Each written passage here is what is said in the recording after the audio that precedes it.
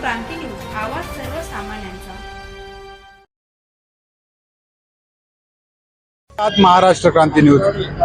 लोकसभेचा महामुकाबला चालू झालेला आहे आणि त्याच अनुषंगाने आपण जर बघितलं तर दिंडोरी लोकसभा मतदारसंघामध्ये चुरशीची लढत पाहायला मिळते आहे आणि त्याच अनुषंगाने आपण कळवण तालुक्यातल्या आबोना शहर म्हणजे म्हटलं म्हणजे धार्मिक नगरी म्हणून ओळखलं जातं, संबोधलं जातं।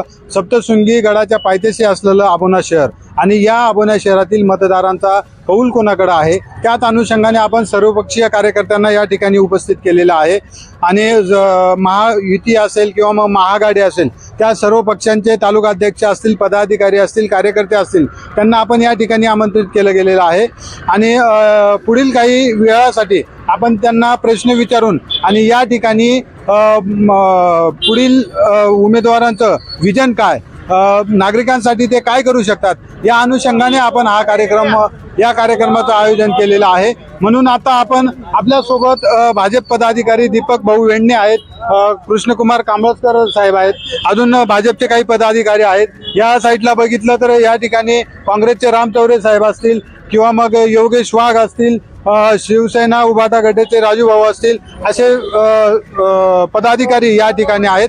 आपण आता थेट जाणार आहोत भाजप पदाधिकाऱ्यांकडे आणि त्यांना एकंदरीत त्यांचं विजन काय हे विचारणार आहोत। साहेब, आपलं प्रबंधभूमीमध्ये स्वागत आहे। धन्यवाद। या ठिकाणी 20 तारखेला मतदान प्रक्रिया पार पडणार आहे।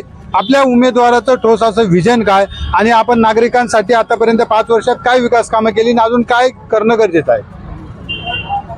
बघा, आमच्या भारतीय जनता पार्टी आणि महायुतीच्या माध्यमातून सबका साथ सबका विकास और सबका विश्वास हे सगळ्यात महत्त्वाचं आमचं प्रिन्सिपल आहे आणि त्या प्रिन्सिपलला धरून आपलं हे विजन आहे।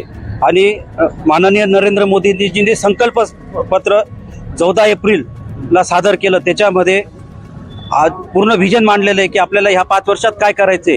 त्याच्यात 3 कोटी महिलांना लखपती दीदी योजना आपण केलेली आहे, त्याच्यानंतर 3 कोटी नवीन आवास योजना म्हणजे ज्याला आपण घरकुल योजना म्हणतो आतापर्यंत जे झाले आहेत ते सोडून, आणि शिवाय 1 कोटी सूर्यकुल म्हणजे आपल्याला 0 लाईट बिल सूर्यघर की सोलर प्लॅनच्या माध्यमातून आपण एक सूर्यघराची कल्पना मांडलेली आहे आणि त्याच्या माध्यमातून की लाईट बिल 0 आपल्या शेतकऱ्याला, आपल्या गोरगरीब आदिवासी जनतेला येईल अशा पद्धतीने आपला प्रयत्न आहे।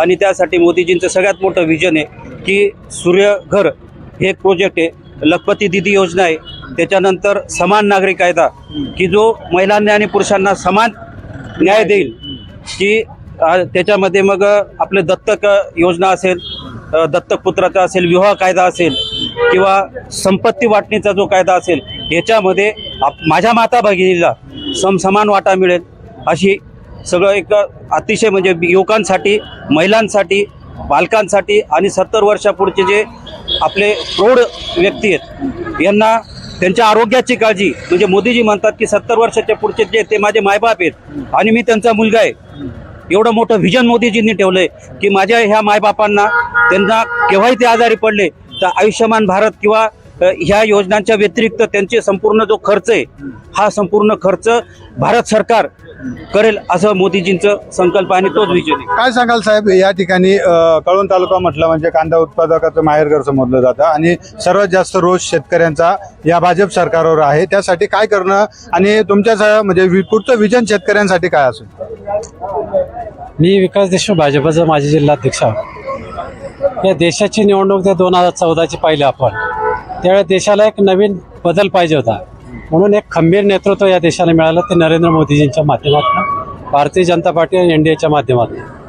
त्यावेळेस आलेला 272चं मिशन घेतलेलं असताना भारतीय जनता पार्टीने 282च्या जागा जिंकल्या।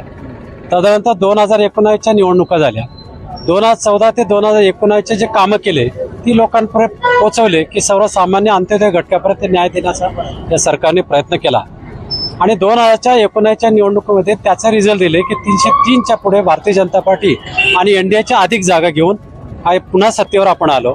या 2024च्या निवडणुकीमध्ये जे वातावरण, या आता भारतीय जनता पार्टीचा अजेंडा आहे 400 आपकी बार 400 पार, आणि 400 पार हे निश्चित आमचं ध्येय ठरलेलं आहे।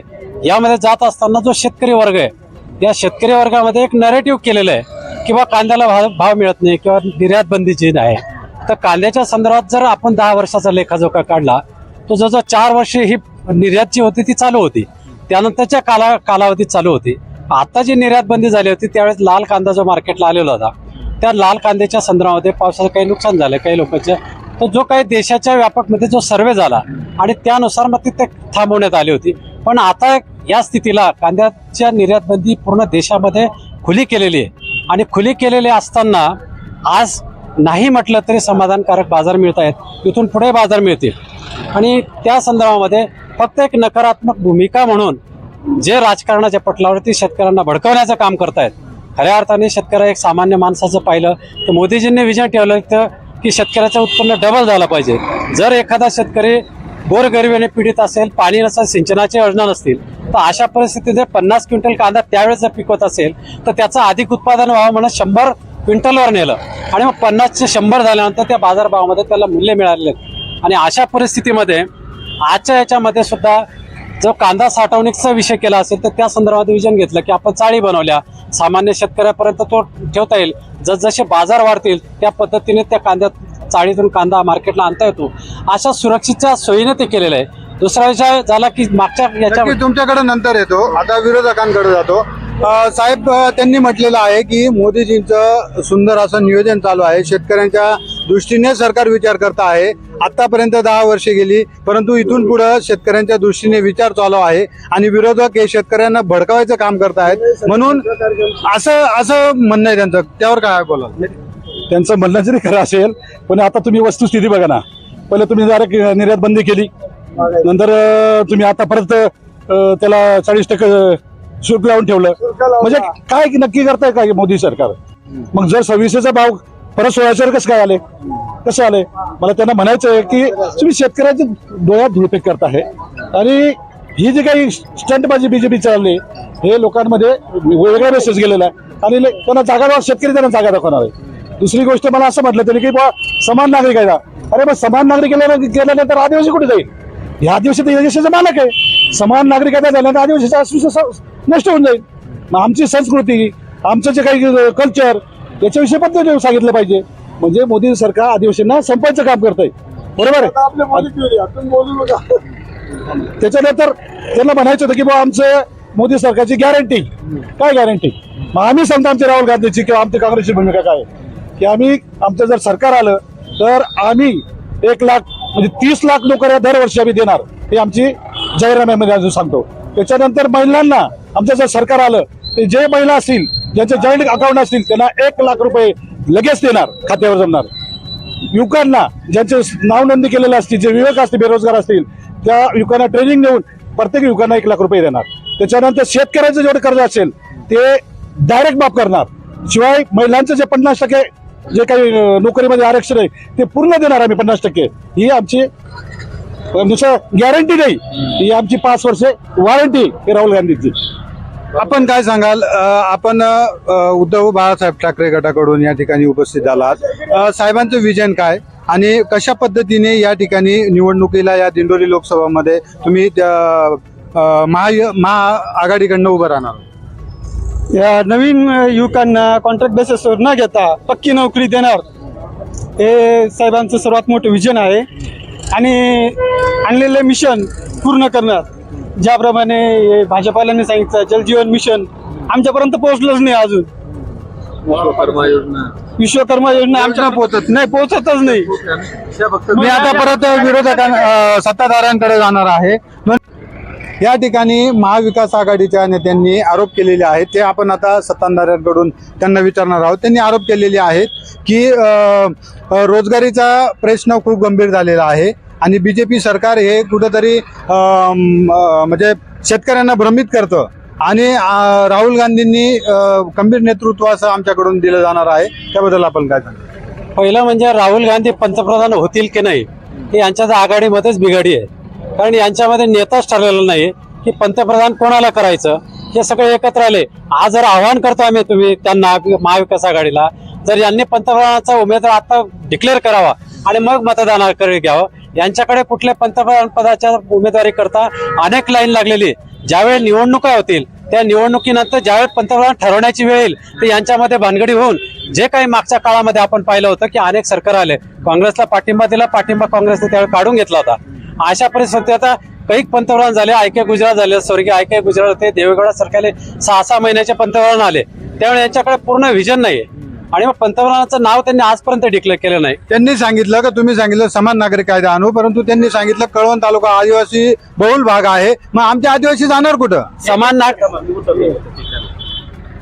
समान नागरिक कायदा हा कोणत्याही समाजाचा जातीच्या धर्माच्या विरोधात नाही.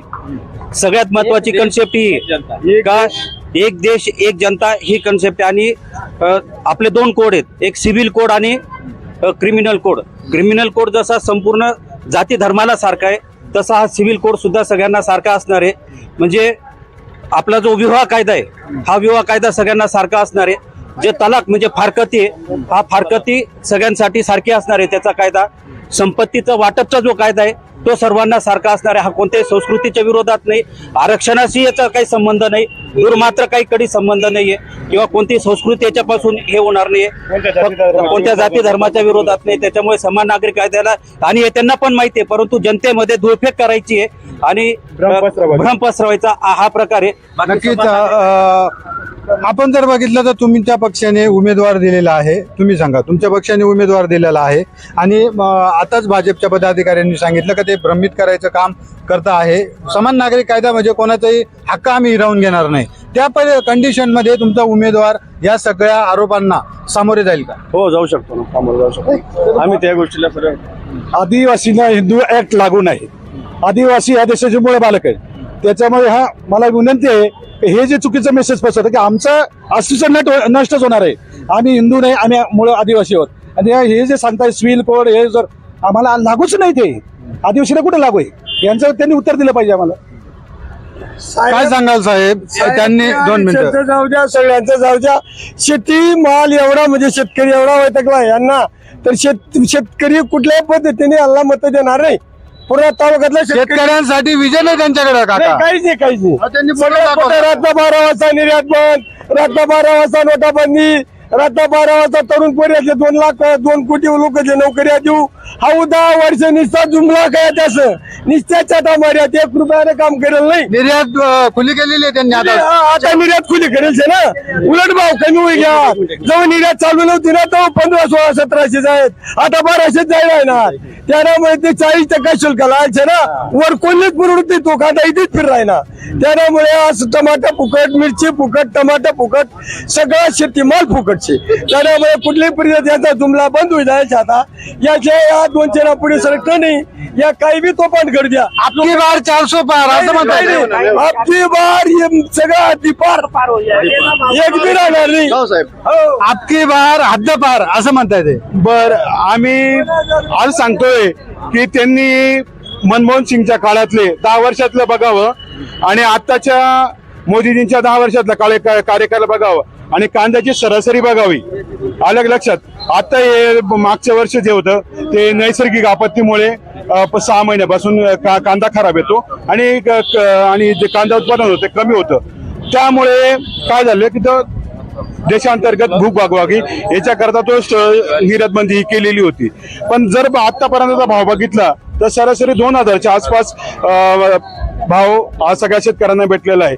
आणि जर आपण युपीएच्या काळात बघितलं तर आपल्याच याच्यातले काही जणांनी शरद पवार जेव्हा विटीवाडी सहकारी साखर कारखाने आले होते, आपल्याच लोकांनी त्या कांद्याची हे केलेली होती. आपल्या डोळ्यासमोर कांदे मारले होते शरद पवारांना. शरद पवारांना कांदे मारले होते. त्या काळामध्ये त्या काळाला जवळजवळ आता 20 ते 25 वर्ष झालेले आहेत. 20 वर्ष तरी झालेले आहेत. 20 वर्षामध्ये 100 रुपये आजही 2000 पेक्षा जास्त होत आहेत. आणि तुमचं विजन हे आहे का? त्यावेळेस 400 रुपयाला गोण मिळत होती मनमोहन सिंगाच्या टायमाला. तुम्ही जीएसटी 18% लावलेला आहे, शेतकऱ्यांना लुटले आणि 2000 रुपये 6000 रुपये तुम्ही देतायत, 12000 रुपये शेतकऱ्यांना खेचून घेतायत तुम्ही. प्रत्येक ठिबकवर तुमचं जीएसटी आहे, प्रत्येक लोखंडी शेती उपयोगी वस्तूवर जीएसटी आहे, ट्रॅक्टरवर जीएसटी आहे, लाईटवर जीएसटी आहे. कशावर नाही तुमचं जीएसटी? आणि तुम्ही पंजाबमध्ये लाईट स्वस्त आहे शेतकऱ्यांसाठी, गिरायकांसाठी, दिल्लीमध्ये स्वस्त आहे आणि मग इथंच कशी काय महाग? तुम्हाला का परवडत नाही लाईट? आणि तुम्ही शेतकरी आणि शेतमजूर यांच्या विरोधात आजपर्यंत मोदीने मन की बात केलेली आहे. या आदिवासी पट्ट्यामध्ये, सुरगाण्यामध्ये, पेठमध्ये लोक तन की बात, तनवर कपडा नाही, तनच्या कपड्याचा विचार कधी केला का तनक्या कपड्याचा? आज तुम्ही आदिवासी, तुमच्याकडे नोकऱ्या नाहीत, तुम्ही नोकऱ्याचा जुमला केला होता की आम्ही एवढ्या नोकऱ्या देऊ, तुम्ही एकही नोकरी दिली नाही. पण हा जो संलग्न पट्टा आहे हा शेतकऱ्यांची निगडीत आणि शेतमजुराशी निगडीत पट्टा आहे. इथे कांदा पिका हे अर्थकारण आहे. या कांद्याच्या जीवावर संपूर्णपणे हे इथले शेतकरी आणि शेतमजूर जगत असतात.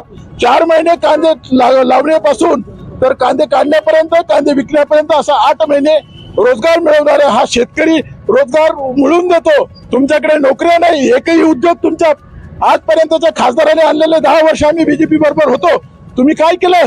असं देखील त्यांचं म्हणणं आहे. त्यांच्याकडे बहुमत होतं, मागील 20 वर्षापूर्वी त्यांच्याकडे बहुमत होतं. तर राजीव स्वर्गीय म्हणजे तुम्हाला सांगतो, ज्याच्यानंतर स्वर्गीय राजीव गांधी गेल्यानंतर सोनिया गांधी पंतप्रधान होऊ शकत होती. त्याच्यानंतर आता मागच्या काळामध्ये राहुल गांधी पंतप्रधान होत होता.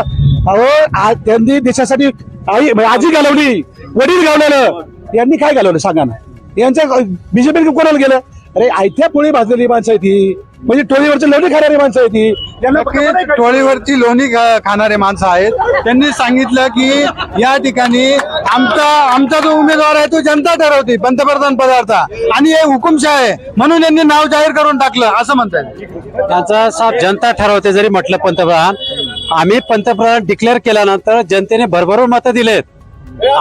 आम्ही सांगतो, माझे मित्र रामा पाटील यांनी अभ्यास करावा की शेतकऱ्यांच्या संदर्भात बोलतात, आपण अभ्यास करायचा. आज कांद्याच्या संदर्भात ते बोलले की आजही निर्यात बंदी चालू झाली, तर आजचा दिवस आहे, मला वाटतं 13 तारीख आहे.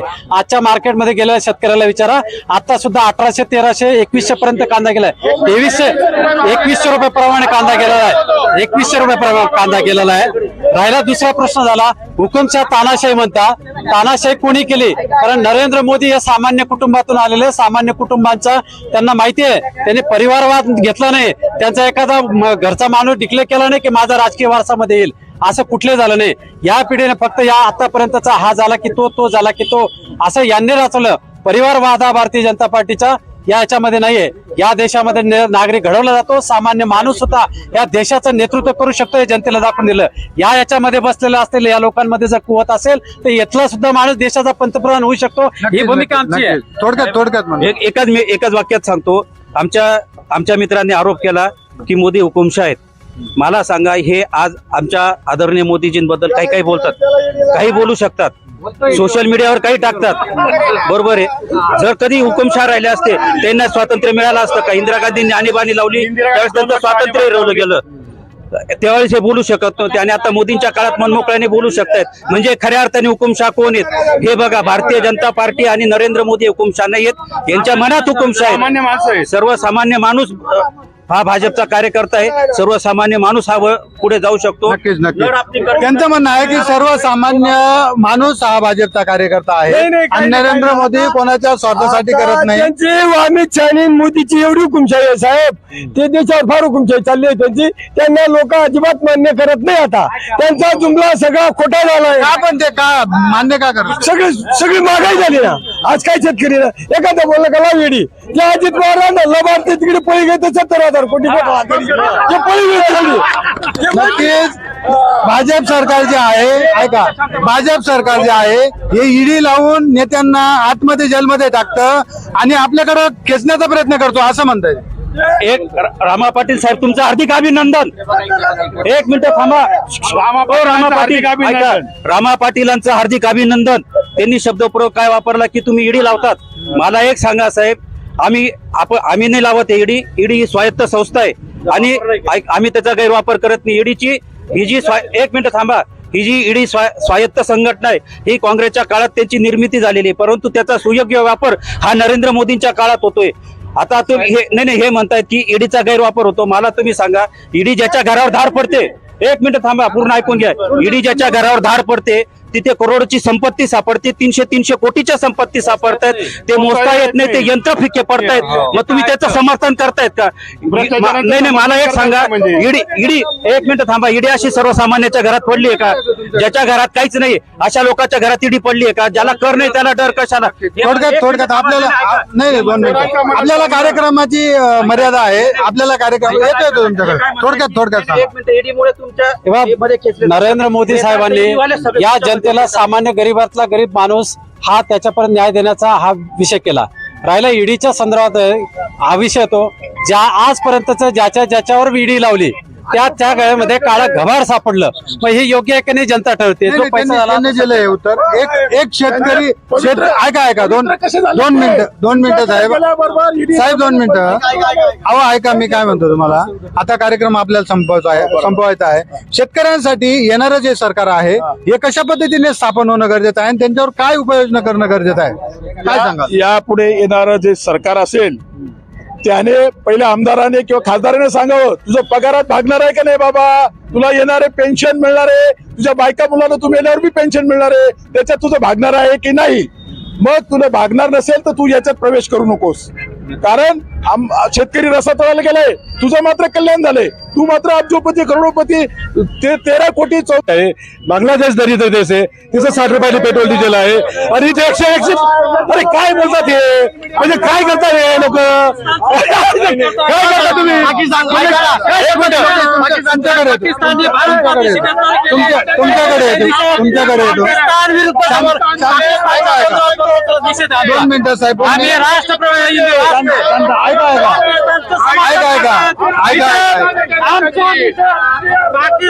त्यांनी सांगितलं की तुम्ही पाकिस्तानचं समर्थन करताय. क्रिकेट चालतो, भारताचा टमाटा पाकिस्तानला जाऊ शकत नाही. घोषणा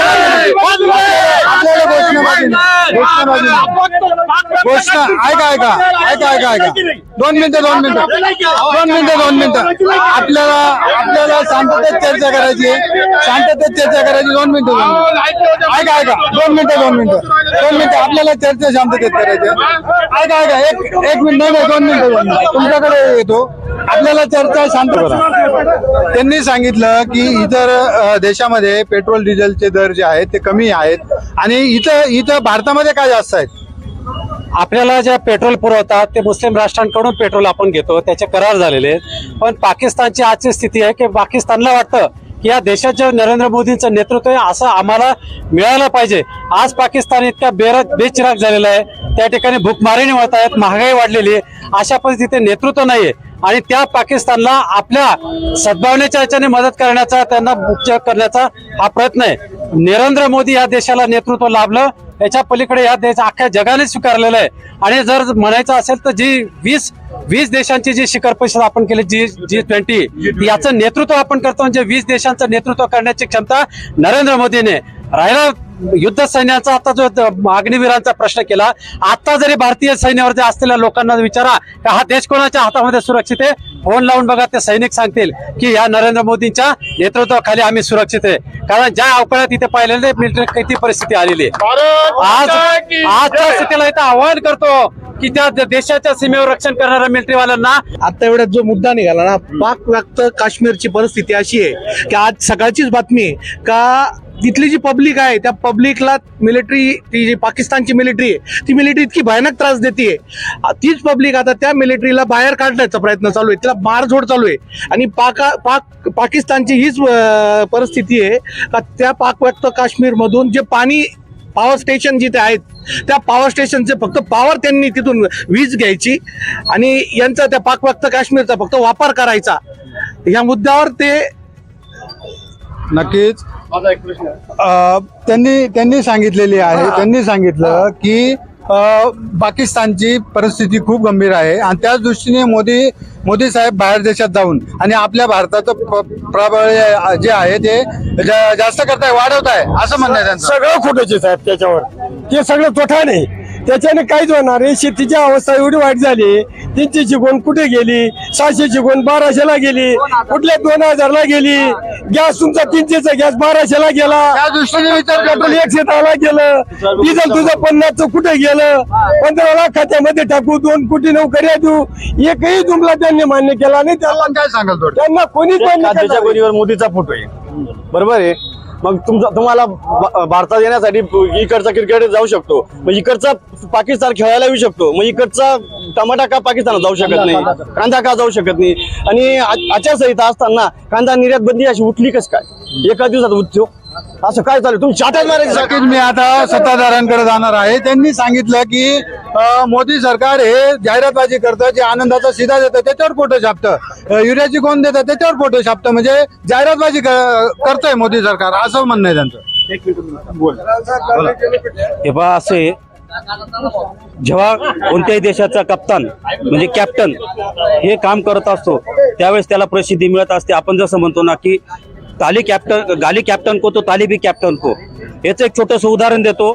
आणि मी जे सांगतो हे तुम्ही आता रेकॉर्ड करतायत आणि माझ्या सगळ्या समोरच्या मित्रांना आहे की तुम्ही घरी जा, गुगलवर सर्च करा आणि त्याच्यात जर चुकीचं असलं तर दीपक वेण्णेला या चौकामध्ये फटके मारा. 1986 मध्ये जेव्हा रामायण सिरियल चालू होती आणि त्यावेळेस पहिलं आपलं अग्निप्रक्षेपण झालं, त्यावेळेस स्वर्गीय राजीव गांधी पंतप्रधान होते. आणि राजीव गांधी पंतप्रधान असताना ते अग्नीचं प्रक्षेपण झाल्यानंतर त्या रामायण सिरियलच्या आधी राजीव गांधींचा एक संदेश यायचा, राजीव गांधींचा फोटो असायचा आणि त्यांचा एक संदेश असायचा देशाच्या नावावर. चांगली गोष्ट होती. आणि त्याच्यावर काही तथाकथित पुढाऱ्यांनी ऑब्जेक्शन घेतल्यानंतर आमचे नेते आदरणीय लालकृष्ण अडवाणींनी संसदेत सांगितलं की ये भारत के लिए अभिमान के क्षण है, राजीव गांधी जी ने जो किया है वो अच्छा है, उन पर अधिकार है. म्हणजे ज्यावेळेस एखादं चांगली घटना घडते किंवा काही असतं तर त्यावेळेस त्या नेत्याचं नाव तिथे छापलं जातं, नेत्याचं नाव वाचलं जातं, मीडियामध्ये असतं. जे राजीव गांधींच्या काळात होतं तेच आता होते, याच्यात काहीच बदल होत नाही. इंदिरा गांधी आवास योजना चालते, त्याच्यानंतर राजीव गांधी पुरस्कार चालतो, खेलरत्न पुरस्कार चालतो. नक्कीच मी आता विरोधकांकडे जाणार आहे.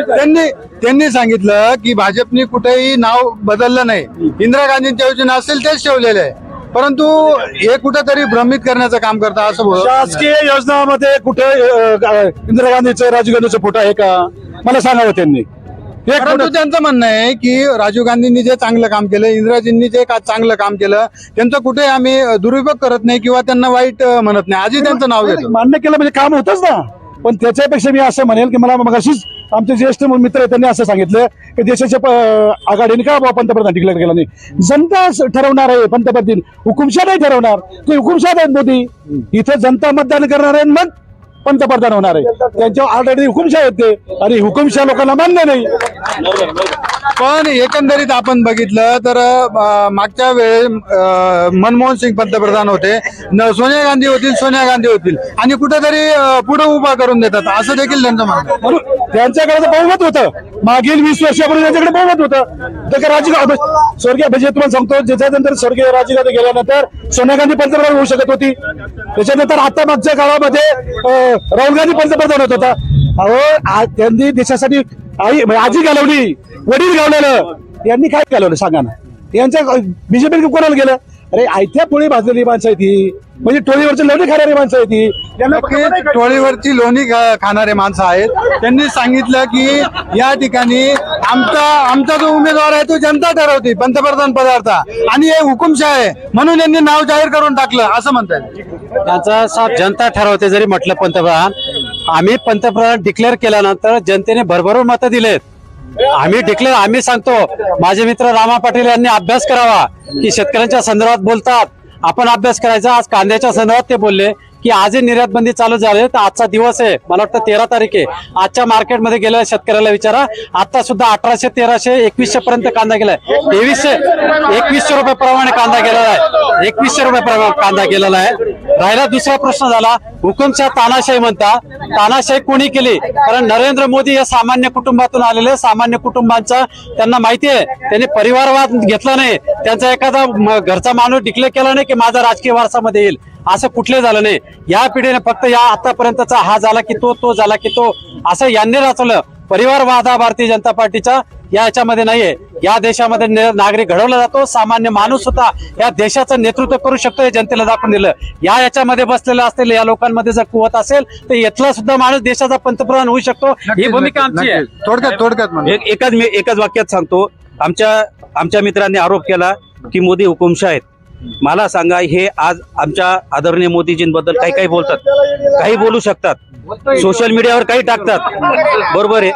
जर कधी हुकुमशाह राहिले असते त्यांना स्वातंत्र्य मिळालं असतं का? इंदिरा गांधींनी आणीबाणी लावली त्यावेळेस त्यांचं स्वातंत्र्य हिरवलं गेलं, त्यावेळेस हे बोलू शकत नव्हते आणि आता मोदींच्या काळात मनमोकळ्याने बोलू शकतायत. म्हणजे खऱ्या अर्थाने हुकुमशाह कोण आहेत हे बघा. भारतीय जनता पार्टी आणि नरेंद्र मोदी हुकुमशाह नाही आहेत, यांच्या मनात हुकुमशाह आहे. सर्वसामान्य माणूस हा भाजपचा कार्यकर्ता आहे, सर्वसामान्य माणूस हा पुढे जाऊ शकतो. नक्कीच. त्यांचं म्हणणं आहे की सर्वसामान्य माणूस हा भाजपचा कार्यकर्ता आहे आणि नरेंद्र मोदी कोणाच्या स्वार्थासाठी करत नाही. अमित शहा मोदीची एवढी हुकुमशाही आहे साहेब, ते देशावर फार हुकुमशाही चालली आहे त्यांची. त्यांना लोक अजिबात मान्य करत नाही. आता त्यांचा जुमला सगळा खोटा झालाय. आपण ते का मान्य का करत? सगळी महागाई झाली ना. आज काय शेतकरी एखादा बोलला का वेडी त्या अजित पवारांना लबाडते तिकडे पळी घेते 70,000 कोटी नक्कीच भाजप सरकार जे आहे, ऐका, भाजप सरकार जे आहे हे ईडी लावून नेत्यांना आतमध्ये जेलमध्ये टाकतं आणि आपल्याकडे खेचण्याचा प्रयत्न करतो असं म्हणताय. एक रामा पाटील साहेब तुमचं हार्दिक अभिनंदन. एक मिनिट थांबा. रामा पाटील ऐका, रामा पाटीलांचं हार्दिक अभिनंदन. त्यांनी शब्दप्रयोग काय वापरला की तुम्ही ईडी लावतात. मला एक सांगा साहेब, आम्ही नाही लावत. ईडी ही स्वायत्त संस्था आहे आणि आम्ही त्याचा गैरवापर करत नाही. ईडीची ही जी एक मिनिट थांबा, ही जी ईडी स्वायत्त संघटना आहे ही काँग्रेसच्या काळात त्यांची निर्मिती झालेली आहे, परंतु त्याचा सुयोग्य वापर हा नरेंद्र मोदींच्या काळात होतोय. आता तुम्ही हे म्हणतायत की ईडीचा गैरवापर होतो. मला तुम्ही सांगा, ईडी ज्याच्या घरावर धाड पडते, एक मिनिट थांबा, पूर्ण ऐकून घ्या. ईडी ज्याच्या घरावर धाड पडते तिथे करोडची संपत्ती सापडते, 300 कोटीच्या संपत्ती सापडतायत. ते मोजता येत नाही, ते यंत्र फिक्के पडतायत. मग तुम्ही त्याचं समर्थन करतायत का? नाही, मला एक सांगा, ईडी एक मिनिट थांबा, ईडी अशी सर्वसामान्याच्या घरात पडली आहे का? ज्याच्या घरात काहीच नाही अशा लोकांच्या घरात ईडी पडली आहे का? ज्याला कर नाही त्याला डर कशाला? थोडक्यात आपल्याला नाही 2 मिनिटं, आपल्याला कार्यक्रमाची मर्यादा आहे. आपल्याला कार्यक्रम येतोय तुमच्याकडे. थोडक्यात नरेंद्र मोदी साहेबांनी या जनतेला, सामान्य गरीबातला गरीब माणूस हा त्याच्यापर्यंत न्याय देण्याचा हा विषय केला. राहिला ईडीच्या संदर्भात हा विषय तो आजपर्यंतच ज्याच्यावर ईडी लावली त्या काळामध्ये काळा घबाड सापडलं. मग हे योग्य आहे की नाही जनता ठरवते. जो पैसा झाला दिलं उत्तर. एक शेतकरी ऐका 2 मिनिटं साहेब 2 मिनिटं. अहो ऐका, मी काय म्हणतो तुम्हाला, आता कार्यक्रम आपल्याला संपवायचा आहे. शेतकऱ्यांसाठी येणारं जे सरकार आहे हे कशा पद्धतीने स्थापन होणं गरजेचं आहे आणि त्यांच्यावर काय उपाययोजना करणं गरजेचं आहे, काय सांगा? यापुढे येणारं जे सरकार असेल त्याने पहिल्या आमदाराने किंवा खासदाराने सांगावं, तुझं पगारात भागणार आहे का नाही बाबा, तुला येणारे पेन्शन मिळणार आहे, तुझ्या बायका मुलांना तू मेल्यावर बी पेन्शन मिळणार आहे, त्याच्यात तुझं भागणार आहे की नाही. मग तुला भागणार नसेल तर तू याच्यात प्रवेश करू नकोस, कारण शेतकरी रस्ता तळायला गेलाय, तुझं मात्र कल्याण झालंय, तू मात्र अब्जोपती करोडोपती 13 कोटी. अशा वेळेस आम्हाला सरकार पाहिजे ते 40% निर्यात शुल्क न लागू करणारं, कुठल्याही शेतीमालावर कुठलाही कर लागू न करणारं, कुठलीही जीएसटी न ठेवणारं आणि कुठल्याही शेतीला उपयोगी असणाऱ्या वस्तूंवर कुठलीही जीएसटी नसणारं आणि शेतकरी म्हणजे किसान आणि सैन्य म्हणजे जय जवान जवान यांना जय जवान जय किसानचा नारा अग्रस्थानी ठेवणारं सरकार आम्हाला हवंय. बाकी इतर सरकार आम्हाला चालणार नाही. थोडक्यात सांगा, काय सांगाल, कशा पद्धतीने आपलं काँग्रेसचं विजन तुम्ही सांगितलेलंच आहे, परंतु सामान्य नागरिकांच्या दृष्टीने आणि शेतकऱ्यांच्या दृष्टीने कसं सरकार असेल? आमचं राहुल गांधी सरकार म्हणजे काँग्रेसचं सरकार आहे, महाआघाडी सरकार आहे. आमचं विजन असं आहे की जे शेतकऱ्यांसाठी स्वामीनाथन आयोग आलेले ते स्वामी आता ज्या अटी शेती आहेत ते 100% पाळले जाणार आहेत आणि जे शेतकऱ्यांचं कर्ज आहे ते 100% माफ होणार आहे. शिवाय शेतीसाठी जे जीएसटी लावलेलं आहे ते शेतकऱ्यांसाठी 100% जीएसटी काढून टाकणार आहे आणि ही शेतकऱ्यांसाठी महत्वाची योजना आहे. नक्कीच आता आपण आदिवासी संघटनेचे पदाधिकारी आहेत त्यांच्याकडे देखील जाणार आहोत. 2 मिनिटं. काय सांगाल तुम्ही? आपण विरोधकांची बाजू ऐकली, सत्ताधाऱ्यांची ऐकली. एक आदिवासी संघटना म्हणून कशा पद्धतीने या ठिकाणी सरकार स्थापन होणं गरजेचं आहे, काय सांगाल? कसं आहे, शेवटी सरकार राहुल गांधीच यायला पाहिजे. मोदी सरकारने काही शेतकऱ्यांचं भलं केलं नाही, त्याच्यामुळं राहुल गांधीचंच सरकार यायला पाहिजे. नक्कीच या ठिकाणी आपण जर बघितलं तर आबोना शहरामध्ये धार्मिक नगरी असलेली आबोना शहर या ठिकाणी महाराष्ट्र क्रांती न्यूजच्या माध्यमातून या ठिकाणी कार्यक्रमाचं आयोजन केलेलं होतं आणि सर्वपक्षीय नेते असतील, पदाधिकारी असतील, कार्यकर्ते असतील, त्यांनी मोठ्या प्रमाणात या कार्यक्रमाला पाठबळ दिलं आणि चांगला असा कार्यक्रम या ठिकाणी घडवून आणलेला आहे. आणि याच दृष्टीने आपण दिंडोरी लोकसभेमध्ये अजून दुसऱ्या गावात जाऊन याच पद्धतीने जनतेच्या भावना, कार्यकर्त्यांच्या भावना आणि कशा पद्धतीने येणाऱ्या 4 जूनला जे सरकार स्थापन होणार आहे ते शेतकऱ्यांसाठी, कष्टकऱ्यांसाठी, सर्वसामान्यांसाठी कसं स्थापन होईल आणि त्या दिंडोरी लोकसभेचा खासदार कशा पद्धतीने जनतेसाठी काम करेल या सगळ्या गोष्टीचा गोषवारा या ठिकाणी महाराष्ट्र क्रांती न्यूजच्या माध्यमातून आपण या ठिकाणी दाखवणार आहोत. पुन्हा एकदा महाराष्ट्र क्रांती न्यूजच्या माध्यमातून सर्व पदाधिकाऱ्यांना धन्यवाद देतो, आभार मानतो. आपल्या चर्चेमध्ये सहभागी झालात आणि या ठिकाणी उपस्थिती दर्शवली त्याबद्दल सर्वांचे आभार आहे. धन्यवाद. अशाच नवनवीन बातम्या पाहण्यासाठी आमच्या महाराष्ट्र क्रांती न्यूज या यूट्यूब चॅनलला लाईक करा, सबस्क्राईब करा आणि बेल आयकॉनला प्रेस करा.